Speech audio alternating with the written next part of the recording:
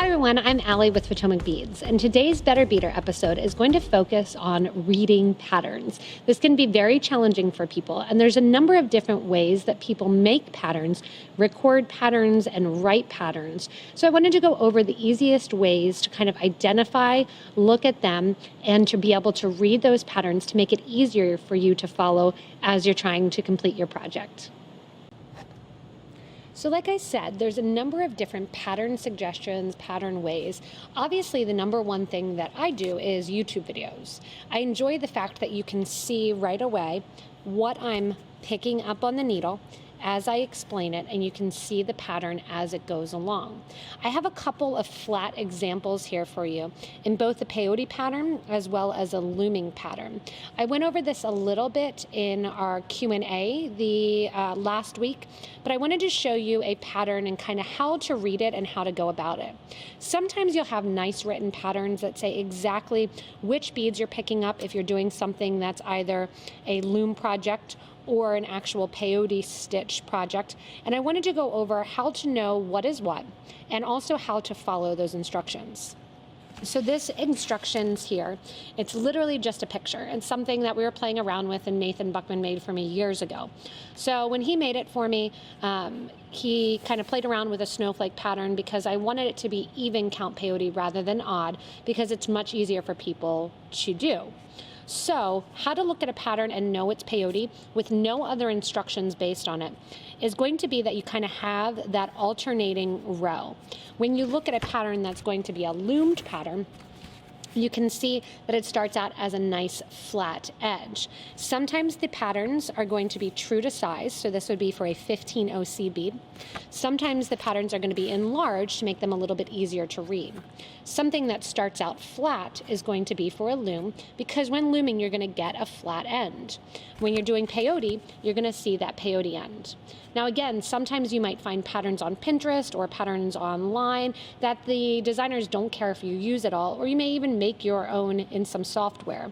And they don't come necessarily with instructions. When it doesn't come with instructions, how do you know where to start on your peyote? If you're unfamiliar with peyote, you're going to look at these instructions and know that you're going to be picking up the first 2 rows of your peyote stitch. So when looking at this peyote pattern here, it uses a blue and a white bead. And I know when I put them on, I'm going to have 1, 2, 3, 4, 5, 6, 7, 8, 9, 10, 11, 12, 13, 14 blue beads that are originally going to go onto my pattern. So I'm going to pick up these 14 blue delicas just to show you how to put on. So there's 5, 6, 7, 8, 9, 10, 11, 12, 13, 14. Those 14 beads are going to be my first 2 rows of peyote. Oop. And of course, I thought I put a stop bead on. I didn't. So we're going to do this one more time. I'll keep recording here. I'm going to put a stop bead on this time so they don't fall off the ends. So you're going to put a stop bead onto your project, a bead that will eventually come off. And I have black thread here, but I'm not usually going to use black thread unless it's a project that you won't see the thread at all. This is just used so you'll be able to see it. So I'll regather here some of those 14 beads, working with the seed beads on. And again, you're going to count those first 2 rows in a diagonal form. So you're going to count both 2 rows when you're starting out with a peyote pattern. So I've got my 14 beads on again. We'll let those drop down. And then looking at my pattern here, I can take a pen if I want to. I can take a pencil, and I'm literally going to draw a line through my beads. So I have my first line done. And now I'm going to get my second line done. Now I'm on my 3rd line. So going on my 3rd line, I know I need a blue when I'm looking at it. Then I need another blue, blue, blue, blue, blue, white. So I'm going to need 6 blues and 1 white when I'm looking at it. Coming back then for the peyote, you're doing row 3. You're going to put on your 1 blue, skip over the blue, and go back through the previous one. That's going to start our peyote stitch and get our rows. So you're going to go in then and put on your other beads here, getting in your 6 blues, and then the 7th one will be that white bead. As you come through then, after you're done with the stitch and going onto it, then you're going to cross off that next row of peyote. A lot of times what I tell people, if it's a loom project or if it's a peyote project and you're having trouble keeping track of your rows, you can pre-lay out your seed beads in your rows. So you can pre-lay out knowing that you need in this row 6 blue, and then your 7th one is going to be your white bead. Again, as you're doing the peyote stitch and you're following a peyote pattern, the first 2 rows are what you're going to pick up initially on your peyote stitch piece. Then you're going to go in and pick up each row individually as you're working and going on. So once I have this row done here, and I have 1, 2, 3, 4, 5, I need 6, one more blue, and then I'll show you that we're going to put that white on because that's important to start understanding the pattern. So I get my white on here. And now I'm done with my 3rd row. So you can line up your beads kind of right on here if it is one that is true to size. And now you can look and see, okay, I'm done with that row here. I can draw a line through that row if I want to. That's going to be my 3rd line through. Get a nice straight ruler to do it so you don't mess up like I just did and kind of draw through there. But now you're going to know your next beads that you want to go on are white, then blue, blue, blue, blue, blue, white. So you know you're going to do 7 beads. The first and the last are going to be white. The middle 5 are going to be blue.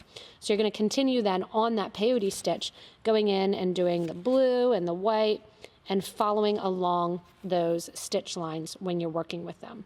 So I'm not going to go through and make you watch the whole stitch, but that's how you're going to know exactly what you want the pattern to look like and how you're going to read the pattern as you're working with it. That's going to be the peyote pattern. Now, so that's going to be a peyote pattern where you actually have the pattern. Now, it might say, when you're looking at patterns, if it's written out, it might say for you 14 of color A, pick up on your needle. Then it might say 7 beads. You're going to do, in parentheses, sometimes you'll do 6 times A or 6A, and then it'll say 1B. And then the next row will say 7, because you know that you're going to do 7, and it'll say B, then it'll say A5, and then B. So there's multiple ways that people will write patterns, and you'll be able to see those different ways that the patterns are written. So that's kind of how to go about reading some of those peyote patterns. Even if you don't have written with the parentheses of the number that you're putting in, you can look at a peyote pattern and pick it up. Same with the loom pattern. You can kind of count the number of rows long, put it onto your loom, and you'll know the loom pattern will have kind of those warp threads going through it as you're working with it. With the loom pattern, you can also take graph paper and simply draw lines on graph paper and have fun coloring in and make your own loom pattern. That obviously you got to play along a little bit with the graph paper and make it look like a brick wall if you want to do it and create your own peyote pattern. But like I said, there's several different technologies that you can use and apps that you can use on your computer to create those. So that's going to be looking at patterns sometimes that don't come with any words versus patterns with words. Looking at the loom, you also sometimes will have patterns. This one is on Deb Moffat Hall's Endless Loom, but she has a couple different actually patterns that go along with it. And sometimes you'll have picture patterns. So oftentimes when you're looking at a magazine here, or when you're looking at a Potomac Bead Company pattern, you'll have a graphic that's done. Sometimes patterns will also have pictures that are done. So here you see kind of Deb's hand leading you through and showing you what beads to put on. If the pictures are clear, that's awesome because it's really easy to see along with those pictures. Sometimes picture tutorials can be super long and have tons and tons of papers with them. So you can see right here in this small space, she managed to get 8 pictures on how to kind of set up and work with the loom and the patterns to go along with the loom on it. However, sometimes if you're purchasing a pattern and you have to print it out, sometimes when people take photo tutorials, they're so long and they use so much paper. So keep that in mind. So there's the picture tutorials that people will do, that they do the actual pictures. There's the tutorials that you get that may not have any words with them whatsoever. I would suggest doing like I did here, where you're writing down your own pattern along the end of those. And then there's patterns that are in magazines and patterns like we do that we actually print here. So we have our printed pattern, and I grabbed the herringbone jewel, and then I have just the one here in one of the beading magazines to show you when we're working with it. That a lot of times it'll say pick up the thread, and then it'll say through B. So most of the time colors are referred to as B and A rather than 1 or 2, because you don't want to confuse it with numbers. In our patterns that are produced, you'll often see the number that you need to use in parentheses. That's to keep it separate from the actual size of the beads that you're looking for. The numbers then, and generally speaking, when you're looking at a graphic of it, will have the lines that the thread are going through, so you can see the thread pass, and they often have a little dot. The little dot is going to be where your thread is coming out or where you know your starting point is. So if you have a picture that has a dot, it's kind of universally used. Let's see if they have it here. So on this one here too, you're going to have it universally used, that it's a little dot showing you where your thread goes. When reading most patterns, they have a little dot that shows you where to start your thread or where it's referencing. They'll also generally look at and reference to a number of a picture. If the picture is not right next to the graphic, the picture may have a little E or A or B, so A, B, C, D, that it might have a little number next to the graphic, and then refer to that picture A, picture C, picture B in the actual text. Because of our resources and the different things that we also have that you can go and check out when you go to the back. Need a little bit more help? Here is the actual YouTube video to go along with it. So you can look and see the actual YouTube video, that if you're more of a actual graphic or a photo person, that you can watch and bead along. We have the written tutorials if you need tutorials to go with that, but sometimes it's really difficult to read the tutorials. So 9 times out of 10, when I'm looking at a pattern, whether or not it's done in this graphic style, whether or not it's done like Deb's style here, where it has the photos, I'm not even looking much at the words. However, read the words first, then look at the picture. It's going to make it much easier. The hard thing is when sometimes those aren't the same. And I've noticed a lot of times in the magazines, it's hard because it's different authors that are doing the different tutorials, and you may get one that says it one way, and the next one that you do in the same magazine has it said another way. So it kind of can be confusing if you're looking at one publication and the patterns are written multiple ways. If you ever need any help with our patterns, let us know, and we're happy to kind of walk you through them as well. But I thought it important to know that you kind of have your arrow. That's where you're going to be exiting your thread. You have your little period there, or your little point. That's going to be generally where your thread is starting. And with your finger, with a pen, with something else, when you're doing it, if you need to kind of keep track of where you are, just simply draw a line and follow the thread along the thread lines so you can figure out exactly where the thread needs to go. That, if you're doing it in your mind or you're doing it actually with a pencil on the actual project, that'll give you a better idea of where that thread pass is. So generally speaking, the number of beads you're going to use is in parentheses, because you don't want to make it in conjunction or in competition with the size of the seed beads.